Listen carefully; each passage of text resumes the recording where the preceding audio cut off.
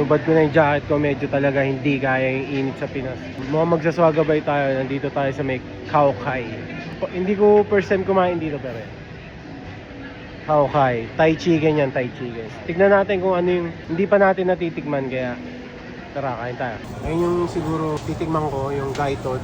Yun, nagbago na pala isip ko, hindi na gaitod. Ito na lang. Red chicken curry, isang red chicken curry. So yun, dumating na yung order natin.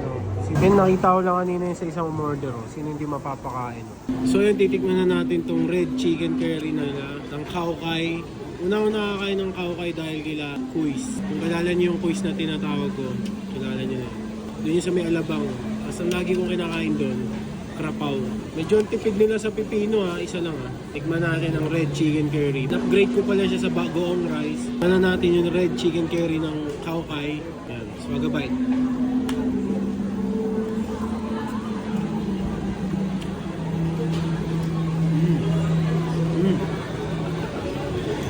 Sarap. Pero hindi ko malasahan sa kanya ang curry Parang mas ano siya. Para sa akin mas sweet and sour. Kasi baka dahil may red bell pepper o ano. Sarap siya maanghang. Pero wala yung wow. Wala yung wow factor na katulad sa Krapaw nung una kong natikman. Hinahanap ko siguro yung parang pagka-curry ng lasa niya. Pero kung sa sarap, masarap din. Try natin na may sauce. Parang tamarind sauce to. May tikman natin para sure. Tamarind sauce na. So lalo na siya magiging maasim pero swagabite pa rin natin with tamarind sauce. Kung mas okay ba, tara, swagabite tayo. Mas okay na may tamarind sauce.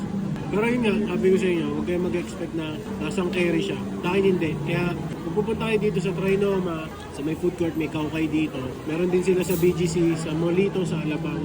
Meron. So yun, tara.